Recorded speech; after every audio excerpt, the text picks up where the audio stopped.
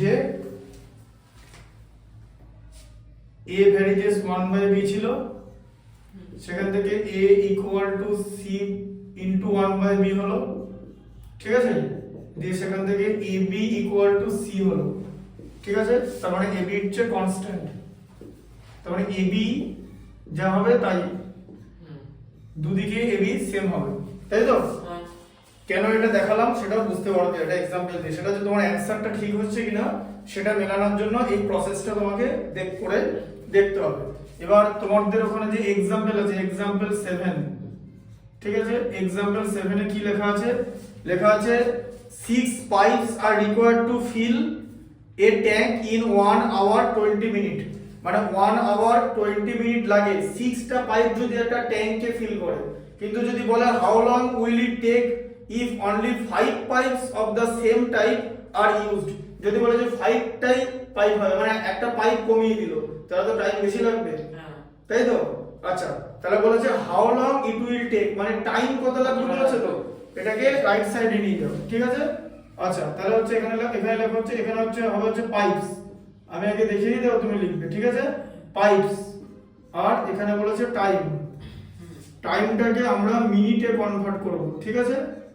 হ্যাঁ, 6টা pipe feel করতে সময় লাগে হচ্ছে 1 hour 20 মিনিটস, তাই তো, 1 hour 20 মিনিটস।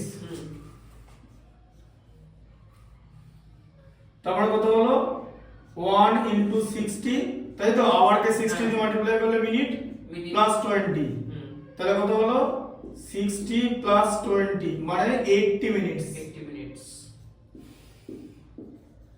80 মিনিটস হলো, ঠিক আছে। আর পাইপ কমিয়ে দিয়েছে 5টা পাইপ, তাহলে কত মিনিট লাগবে ধরে নিলাম b, ঠিক আছে।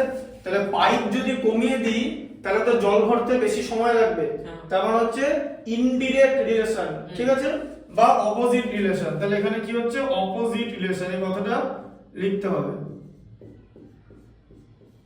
Opposite relation. এবার আমি তোমাকে কি বলেছিলাম যে দুটো প্রসেসে আমি করে দেবো বলেছিলাম তো। তাহলে প্রথম প্রসেস আমরা নিচ্ছি ইউনিটারি মেথড, ঠিক আছে। আচ্ছা, এখানে আগে লিখে দিলাম ইউনিটারি মেথড, তুমি খাতায় ওপর নিচ করে লিখবে, ঠিক আছে। এটা হচ্ছে ইউনিটারি মেথড, ঠিক আছে।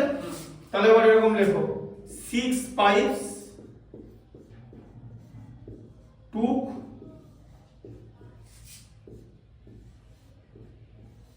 80 মিনিটস, তাই তো। তাহলে 1 পাইপ কত লাগবে, কতক্ষণ নেবে বলো, 6টা পাইপের 80 মিনিট লাগে, তাহলে একটা পাইপের বেশি লাগবে না কম লাগবে? কম লাগবে। একটা পাইপের কম লাগবে জল ভরতে,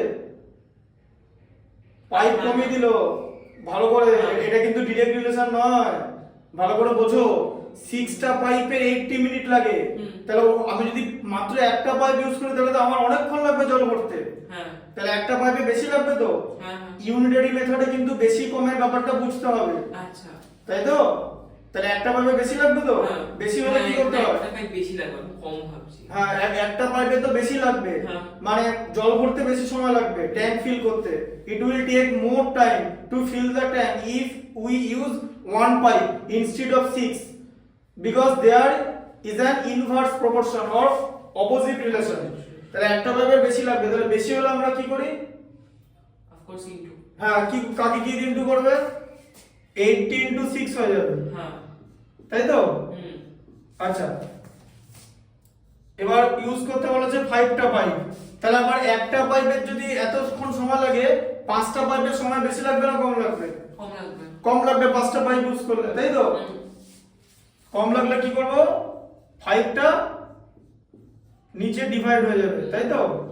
তাহলে কত হলো 5 into 16 এ হচ্ছে 80, তাহলে 16 into 6 মানে হলো 96 মিনিট লাগছে, তাই তো। এবারে মিনিটকে যদি 60 দিয়ে ডিভাইড করি তাহলে আমরা আওয়ার পাবো, ঠিক আছে। 60 দিয়ে ডিভাইড করলে 160, তাহলে কত হলো 36।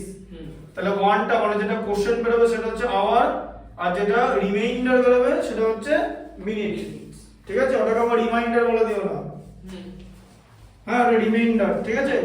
তাহলে হলো 1 আওয়ার 36 মিনিট লাগবে, ঠিক আছে? হ্যাঁ, তাহলে লিখতে হবে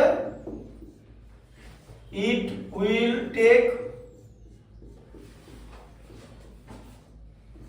1 hour